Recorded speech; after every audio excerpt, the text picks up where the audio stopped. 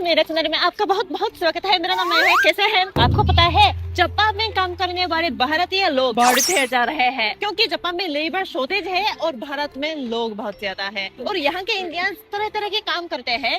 पर आज इस वीडियो में SSW वीजा के साथ जापान में काम करने वाले भारतीय लोगों के बारे में आप लोगों को बताना चाहती हूँ।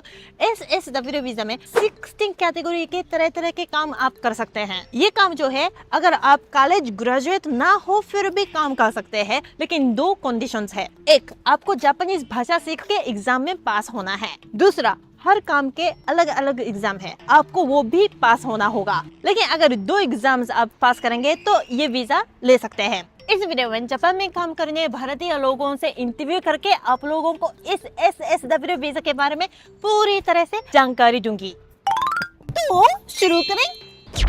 वैसे SSW वीजा के अलावा भी अलग अलग टाइप के वीजाज हैं। बहुत ज्यादा इंजीनियर लोग जापान में काम कर रहे हैं, वे लोग पहला वाला वीजा इस्तेमाल करते हैं। और हाईली स्किल्ड प्रोफेशनल वीजा भी है और स्पेसिफाइड स्किल्ड वर्कर वीजा भी है जो SSW बोला जाता है। इस बार SSW वीजा के साथ जापान में काम करने वाले भारतीय लोगों की वीडियो बनाने के लिए मैं जा रही हूँ यामागाता प्रीफेक्चर, जहाँ सर्दियों में बर्फ गिरती है और खाना बहुत स्वादिष्ट है। मैं पहुँच गई तकिनोयू होटल और रिसेप्शन में एक भारतीय लड़का है। ये है किरण जी, यहीं पे काम कर रहे हैं। आप अपना परिचय दे दीजिए। मेरा नाम किरण राय है और मैं इंडिया के दार्जिलिंग से हूँ। और यहीं पे कितने साल से काम कर रहे हैं? 3 महीने पहले। अच्छा, बढ़िया। किरण जी को जापानीज और इंग्लिश दोनों आती है, इसलिए जापानीज कस्टमर्स और विदेशी कस्टमर्स को दोनों संभाल सकते हैं। ये अम्यूनिटी कॉर्नर है, अगर आपको एक्स्ट्रा कुछ चाहिए होगा तो आप यहाँ से ले सकते हैं। अच्छा, तो मैं एक्स्ट्रा इतना चाहिए तो मैं ले सकती हूँ क्या? वो तो मेरे को संभालना मुश्किल ही नहीं, नामुमकिन है। आप मुझे डांट सकते हैं, ठीक है? मैं मजाक कर रही हूँ। मैं आपसे कुछ सवाल पूछना चाहती हूँ जापान में काम करने के लिए। कहाँ पे जापानीज सीखी है और कैसे ये जॉब मिला? मैंने जापानीज सिलीगुड़ी से सीखा है। वहाँ पे एक इंस्टीट्यूशन है। वो इंस्टीट्यूशन का नाम क्या है? Veda school of languages. Veda school. 2023 के अक्टूबर से पढ़ाई स्टार्ट किया था और उसके बाद से सीधा ये 2024 के सितंबर में यहाँ के लिए इंटरव्यू भी बैठा अच्छा, था। तो 1 साल के लिए जापानीज सीख रही थी। जी। अब मैं आपको समझाऊंगी SSW वीजा के साथ जापान में काम करने के लिए प्रोसेस क्या है। सबसे पहले आपको जापानीज भाषा सीखना होगा। इसके लिए आप ऐसा ऑर्गेनाइजेशन में ज्वाइन कर सकते हैं जो SSW के लिए स्पेसिफिकली जापानीज भाषा सिखा रहे हैं। 4 मुख्य ऑर्गेनाइजेशंस का नाम मैंने लिया है। NSDCI, नाविस आर्म्स, हुरुसावा। उसके अलावा भी बहुत हैं। ऐसे ऑर्गेनाइजेशंस में भाषा सीख भी सकते हैं, उसके बाद एग्जाम के लिए तैयारी भी करवाते हैं, जॉब ढूंढने के लिए, इंटरव्यूज के लिए भी मदद करते हैं। तो मान लो अगर आप ऐसे ऑर्गेनाइजेशंस में ज्वाइन करेंगे तो बाकी के प्रोसेसेस में भी आपको मदद मिलेगी। दूसरा ऑप्शन है ज्वाइन नॉर्मल जापानीज स्कूल, या तीसरा ऑप्शन सेल्फ स्टडी, खुद पढ़ाई भी कर सकते हैं। जो भी है, आपको JLPT एग्जाम N4 लेवल तक पहुंचना है। N4 लेवल तक पहुंचने के लिए यूजुअली 6 महीने से लेकर 1.5 इयर्स तक तो लगते हैं। इसलिए मैं आपको रिकमेंड करूंगी जल्दी भाषा सीखना शुरू करने का। और उसके साथ साथ या उसके बाद आपको जॉब का कैटेगरी चुनना होगा। वैसे SSW वीजा में 16 कैटेगरीज के जॉब्स हैं, पर अनफॉर्चुनेटली अभी फिलहाल इंडिया के अंदर 5 कैटेगरी के जॉब्स के लिए एग्जाम्स दे सकते हैं। Nursing care, construction, accommodation, agriculture and drivers. ये संख्या बढ़ती जा रही है, इसलिए आगे जाके शायद 5 से ज्यादा कैटेगरी के जॉब्स के लिए आप एग्जाम दे सकते हैं। इसलिए आप हमेशा इंटरनेट पे चेक करते रहना। और फिर आपको 2 तरह के एग्जाम्स पास होना होगा। एक तो JLPT Japanese language proficiency test N4 level और दूसरा स्किल टेस्ट। हर कैटेगरी में हर स्किल टेस्ट तैयार है, तो उसकी पढ़ाई करनी है और एग्जाम में पास होना है। ध्यान रखना, ये 2 एग्जाम्स जो है हर महीने आप नहीं दे सकते हैं, साल में 1 या 2 बार होगा और जगह भी लिमिटेड है, तो आप पहले से थोड़ा सर्च करके रखिएगा और फिर आप जॉब ढूंढ सकते हैं और इंटरव्यूज दे सकते हैं। इसके लिए SSW के एजेंट से आप कांटेक्ट कर सकते हैं और जॉब मिलने के बाद पेपर वर्क और वीजा होगा जो स्कूल या कंपनी आपकी मदद करेंगे और फिर वर्क इन जापान। कैसे ये जॉब ढूंढा और इंटरव्यू कहाँ? वो इंटरव्यू के टाइम में दिल्ली में हुआ था। अच्छा। वहाँ पे बहुत सारे होटल के लोग आए थे और वहाँ पे सबका ग्रुप इंटरव्यू जैसा हुआ था। और आप कॉलेज में होटल मैनेजमेंट सीखा है या कुछ और सीखा है? जी, कॉलेज में बीबीए किया था, होटल BBA मैनेजमेंट नहीं किया। अच्छा। और होटल इंडस्ट्री में काम करने को क्यों सोचा? वैसे भी मुझे जापान वैसे भी आना इच्छा ही था और वहाँ पे यूट्यूब पे भी होटल के बारे में बहुत, जापान में अच्छे अच्छे होटल बहुत थे। अच्छा। और वैसे भी ये रयोकान है, ट्रेडिशनल होटल है, इसलिए मुझे जापान के ट्रेडिशन के बारे में भी बहुत जानने का इच्छा था, इसलिए मैंने यहाँ पे भी करने का सोचा है। अच्छा अच्छा। ये होटल का जॉब, रयोकान का जॉब जी है, जब अप्लाई कर रहे हैं जी। वो कैसे ढूंढा? इंटरनेट पे ऐसे सीधा जापानीज होटल वर्क ऐसे डाला या कुछ थर्ड पार्टी के थ्रू किया था? थर्ड पार्टी के थ्रू ही किया था बोल सकते हैं, क्योंकि मेरा इंस्टीट्यूशन ने उन्होंने ही लाइक ये इंटरव्यू अच्छा। में बिठाया था मुझे। अच्छा। तो वो इंस्टीट्यूशन में लैंग्वेज भी सिखाते हैं और जॉब भी ढूंढ के इंटरव्यू भी रखते हैं, इसलिए अच्छा वहाँ से अच्छा। सीधा ही हुआ। अच्छा अच्छा। तो अगर जापान में काम करने को सोच रहे हैं जी। आप जैसे, तो शायद ये बेहतर है कि सीधा नॉर्मल स्कूल ही नहीं, बल्कि वो जो जॉब वाला, मतलब जॉब को इंट्रोड्यूस करने वाले लैंग्वेज स्कूल में सीखना शायद जी, अच्छा होगा ना? वहाँ से ही अच्छा होगा, क्योंकि वहाँ पे आपका लाइक दिमाग इधर जॉब खोजने में ज़्यादा टाइम नहीं लगेगा। आप बस जापानीज लैंग्वेज सीखने में फोकस कर सकते हैं और वो इंटरव्यू सब कुछ आपके इंस्टीट्यूशन ही ले। अच्छा अच्छा अच्छा। और एक साल जापानीज सीख के कितने लेवल तक पहुंच गए? आपकी जापानीज कैसी है? जापानीज में जवाब दीजिए। 日本語は今はもうまだまだですけど、いやいやN4 の試験を受けた後はここに行きました。 पहले सीखना था ना, सीखने के लिए कितने पैसे लगे, मतलब देना पड़ा? सीखने के लिए शायद 3-4 लाख लगे होंगे। 3-4 लाख एक साल में? जी, है ना? एक साल में। और आने का टिकट तो आपने दिया या कंपनी ने दिया? आने का टिकट मेरे इंस्टीट्यूशन ने ही मुझे दिया था। अच्छा, इंस्टीट्यूशन ने दिया था। जी, अच्छा। वो पूरे फीस स्ट्रक्चर में ही वो अच्छा आने अच्छा। का फीस तो का भी कंपनी के साथ इंक्लूडेड है। जुड़ के ऐसे जी। फीस स्ट्रक्चर बनाते होंगे? जी, जी, अच्छा। जी। तो ऐसे शायद बता सकते हैं, अगर आपके पास 3 लाख या 4 लाख की तैयारी है जी। तो आप काम करना शुरू कर सकते हैं। इसके जी। अलावा इतना ज्यादा पैसे नहीं लगेगा तैयार नहीं करने के लिए। जी। अच्छा, समझ गई। और यहाँ आके 3 महीने हो गए, जी। आपका काम कैसा है? काम तो बहुत अच्छे से ही जा रहा है। अच्छा, तो आप पहले बताइए कि यहाँ पे क्या क्या, कौन से काम कर रहे हैं? मैं अभी यहाँ पे कस्टमर के रिसेप्शन डिपार्टमेंट में काम कर रहा हूँ। उसमें कस्टमर को बाहर से वेलकम करना और कस्टमर को हमारे होटल के बारे में बताना और रूम तक पहुँचा के रूम के बारे में एक्सप्लेन करके वही काम कर रहा हूँ अभी। और काम मुश्किल है क्या, मतलब स्ट्रेसफुल है कि बॉस डांटते हैं आपको, कैसा है? डांटते तो नहीं है, काम करने के समय सपोर्ट भी बहुत अच्छे से करते हैं और सिखाने के लिए भी होते हैं लोग। और यहाँ पे कहाँ रहते हैं, मतलब होटल ने थोड़ा घर का तैयार किया या आप खुद रेंट दे रहे हैं? जी, हमारे होटल के डॉर्म्स है। तो इसके लिए रेंट चाहिए या नहीं चाहिए? जी, चाहिए। चाहिए। वहाँ के 10,000। 10,000 वो तो बहुत सस्ता है। हाँ I जी, think। सस्ता है। अच्छा, 10,000 रुपए, येन इज येन। 5-6 हजार जी। रुपए। अच्छा, यहीं पे अगर घर लेना हो तो 30,000 येन आई थिंक लगते होंगे। टोक्यो से तो सस्ता होगा, लेकिन फिर भी टोक्यो से सस्ता। इतना तो कम से कम लगेगा। 28,000 30,000 वैसा सब उतने लग सकता है। अच्छा। स्थान पर आप बस खाली 10,000 दे रहे हैं जी। क्योंकि डॉर्मिटरी है जी। होटल। अच्छा। ये ताकिनोई होटल है और मेरा रहने का जगह डॉर्म्स उधर है, बहुत पास में ही। ओके, चलते हैं, लेट्स गो। ये बहुत सुनसान जगह है ना, मतलब ज्यादा लोग नहीं है, गाड़ी भी इतनी नहीं है। दार्जिलिंग से मिलते जुलते होंगे शायद, नहीं? जी, ऐसा तो नहीं गाड़ी है। थोड़ा दार्जिलिंग में ज्यादा ही है। अच्छा, दार्जिलिंग में ज्यादा। अभी तक ना दार्जिलिंग नहीं गई मैं, हाँ, जाना पड़ेगा। अच्छा जगह है। अच्छी जगह है ना दार्जिलिंग। お願いします。Let's go!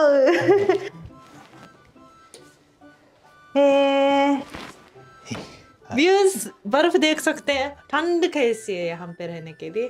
ठंड तो ठीक ही है। ठीक है। दार्जिलिंग भी ठंडी है, अच्छा। इसलिए मुझे बेड कहाँ है? फुटन। अच्छा, फुटन, जापानीज फुटन। जी, मेरा यहाँ पे तो ऐसे ये जापानी स्टाइल का कमरा है, तो फुतों ऐसे अंदर रखते हैं और रात को ऐसे फैला के सोते हैं। किचन भी दिखा सकते हैं। कुछ दार्जिलिंग स्पाइस है क्या? नहीं है क्या? अच्छा तबास्को स्पाइसी चाहिए आपको? जी। अच्छा। और जब आप बनाते हैं तो क्या बनाते हैं यहाँ पे? यहाँ पे कभी कभी चिकन इंडियन स्पाइस लगा क्या? इंडियन जापानीज स्पाइस तो नहीं है, सुपरमार्केट में जो स्पाइसेस मिलते हैं उसी से ही बना लेते हैं। अच्छा, अरे पहले से आपको बोलना चाहिए था, मेरे पास बहुत स्पाइसेस है जो इस्तेमाल ज्यादा नहीं करते, मैं लेके आ सकती थी यार। 10,000 मुझे भी चाहिए ये कमरा। वेरी नाइस ना, फॉर 10,000, वेरी गुड। और खाना पीना सब खुद तैयार करते हैं या? खाना पीना भी होटल से ही हो जाता है। अच्छा, लेकिन इंडियन खाना तो नहीं मिलता होगा? इंडियन खाना हो तो कभी कभी खुद बना लेता हूँ। अच्छा, तो मैं आपको ये नहीं पूछूंगी कि कितने कमा रहे हैं, क्योंकि ये तो प्राइवेट सवाल है, लेकिन मैं ये पूछना चाहती हूँ कि यहाँ आके अभी काम कर रहे हैं, पैसे ले रहे हैं और एक्सपेंस भी, खर्चा भी होगा, तो आपको लगता है कि जो सेविंग्स बढ़ रहे हैं वो आपके लिए सही है? आपको कैसा लगता है? मुझे लगता है यहाँ आने से जितना भी मैं कमा रहा हूँ वो मेरे लिए तो ठीक ही है। अच्छा, लाइक सेविंग्स भी बहुत अच्छे से ही हो जाता है। अच्छा, खाना भी बाहर ज्यादा नहीं खाता हूँ, इसलिए यहाँ पे होटल पे ही खाना मिल जाता है। वो खाने पे ज्यादा खर्च नहीं होता है। तो सबसे ज्यादा खर्चा क्या है जापान के अभी तक? अभी तक तो इतना खर्चा नहीं है। ज्यादा नहीं है जी। बस अच्छा। अब पानी खरीदना पड़ता है, पानी भी पर पानी तो ठीक नल का ही। पानी पी सकते हैं। यहाँ पी पे सकते हैं? नहीं, मैं तो नल का ये- पानी पीती हूँ। अच्छा, मुझे बोला गया था कि डॉम्स के नल के पानी जो आता है वो मत पीने इतना के लिए। जी। अच्छा, समझ गई। आगे कितने महीने या कितने साल के लिए जापान में काम करना चाहते हैं? मेरा जो ये SSW का वीजा है वो SSW1 का है। ओके, इसमें मैं यहाँ जापान पे 5 वर्ष तक रह सकता अच्छा, हूँ। अच्छा, मैंने सोचा है जापान में ही शायद 10-15 वर्ष तक रहने अच्छा। का सोचा है। अच्छा, इतना लंबे समय तक? जी। अच्छा। तब तक अब जापान पूरा घूमने का भी इच्छा है। नेक्स्ट मैं आ गई हूँ एक नर्सिंग होम। यहाँ पे भी एक इंडियन लड़की काम कर रही है। konnichiwa। ओनर जो है इतो जी इस यामागाता प्रीफेक्चर में कई नर्सिंग होम्स चलाते हैं। वैसे जापान एक एजिंग सोसाइटी है, नर्सिंग होम्स की संख्या बढ़ती जा रही है, पर वहाँ पे काम करने वाली जापानीज लोगों की संख्या तो बढ़ती नहीं है, इसलिए विदेशी लोगों की डिमांड भी बहुत है। ऐसे नर्सिंग होम में काम करने वाली एक भारतीय इंसान जोई जी। तो ये जोई जी है, थोड़ा कैमरा शाय है इसलिए चेहरे पर थोड़ा सा लगा हुआ होगा, पर बहुत बहुत धन्यवाद कैमरा के सामने आने के लिए। नमस्कार सब लोग। सॉरी नमस्कार। हाय, मेरा नाम जॉय, इन दोनों पश्चिम बंगाल। सबसे पहला क्वेश्चन है कि आप जापान पे काम करने को कैसे सोचा, कब से सोचा? I have always been interested in Japan ever since I was a child. Ever since I started to watch anime and then gotten into more of Japanese tradition and culture, it has always been one of my top countries to visit. And then now being here is like a dream come true. Very nice. And how did you learn Japanese? You speak such a great Japanese. आपकी Japanese बहुत अच्छे है। मैंने Japanese YouTube से सीखा। YouTube से सीखा? हाँ। अच्छा। So you didn't go to school mostly. And then how did you apply here? Like you searched online or you registered to some recruiting company? How did you find this job? At first, I tried to get a recruitment via a government program, but that took a very long time. Okay. Then nearby to the place I live in India, there is a institute which helps in recruitment and in Japanese learning. After knowing about that, I appeared for my SSW nursing program. Just the exam. That too I studied on my own and I appeared for the exam. Wow. And then after that, I got recruited by my president. So when did you come to Japan? On the 2nd of October. Okay, so it's been 4 5 months. months. Hi. 4 or 5 months. How are you enjoying working here? Is it fun? Is it difficult? Is it easy? What do you think? Any kind of work I think is challenging on its own. Yeah. but I think I have gotten used to.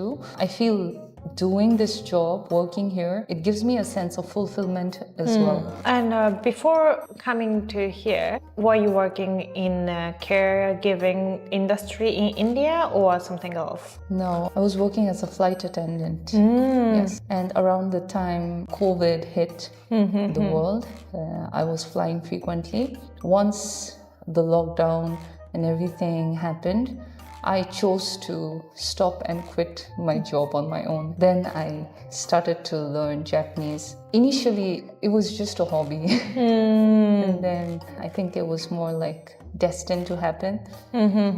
So that means you didn't have the caregiving experience in India, No. but you started in Japan. I studied in India since I appeared for my examination. Yeah, right. I did study. But definitely the training and working part only happened after I came to Japan. With the SSW visa, I think you're allowed to stay in Japan and work in this particular job for 5 years, right? Are you planning to stay for 5 years, or like what's your future plan? Firstly, I would like to stay for a complete 5 years and then see how it goes.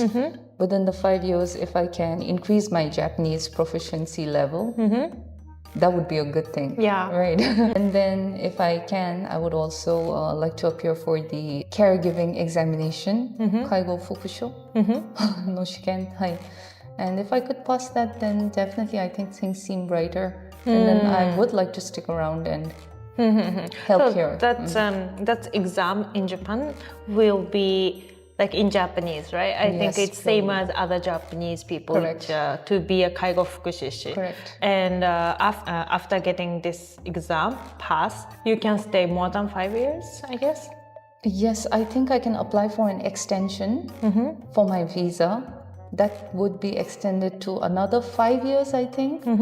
So that would be a total of 10 years. And after 10 years, I think I'm eligible to apply for PR.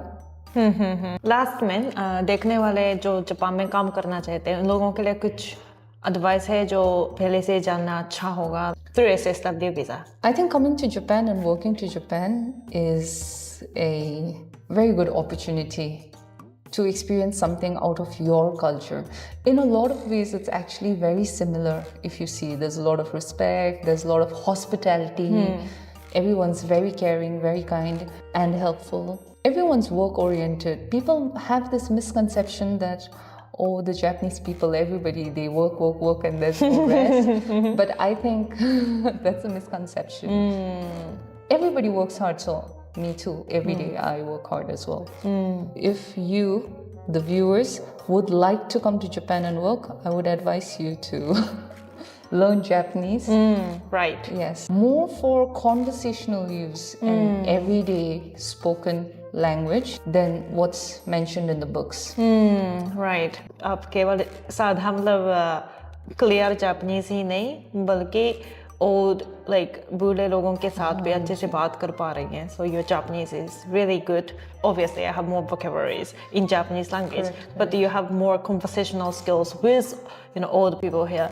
So that's impressive. 80 साल की औरत से जोई जी के बारे में पूछा. 優しいしね、日本語もよくしゃべるようになってね、楽しいよ。楽しいですか、じゃあ日本語通じないなって思ったこととかはあんまりなないいね。あれですか、見ますね。すごい。これ旦那さんですか？違う、昔の彼氏。昔の彼氏。旦那さんじゃなくて彼氏。बात करके पता चला कि उनकी 3 बार शादी हुई है, पर उनके कमरे में उनके एक्स बॉयफ्रेंड का फोटो है जिसके साथ शादी नहीं की. Very interesting. 若い頃はモテたんですか？少しモテてたね。私モテました。じゃあ秘訣を教えてください。どうしたらモテますか？別に普通にしてればいいのよ。普通にしてればいいですか？なるほど。社会福祉法人鶴亀の伊藤と申します。ジョイさんの働きぶりを今撮影してたんですけど、どうですか伊藤社長の目から見て。そうですね。本当一生懸命で、はい、日本語ももう日に日に上手くなってくるし、日本に来て、日本人とそしておじいちゃんおばあちゃんたちと話をしてるから、上達も早いのかなと思ってます。とにかく一生懸命やってくれてます。なるほど。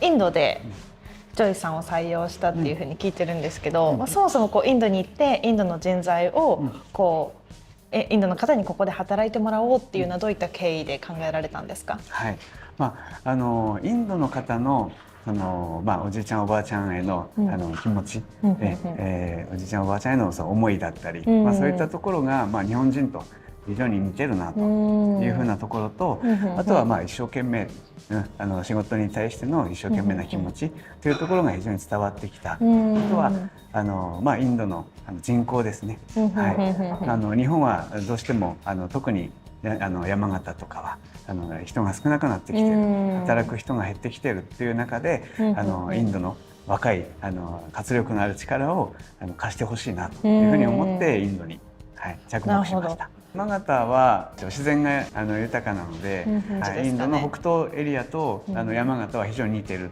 だから住みやすいかなって思います。そうですね。確かに南インドの人よりは北インドで山の山岳エリアの人の方が寒さに強かったりとか。北東エリアに初めて私行った時に、山形空港に降りる感じだったんですよね。なるほど。北東と山形似てるっていうふうなところはおすすめできることかなと思います。なるほど。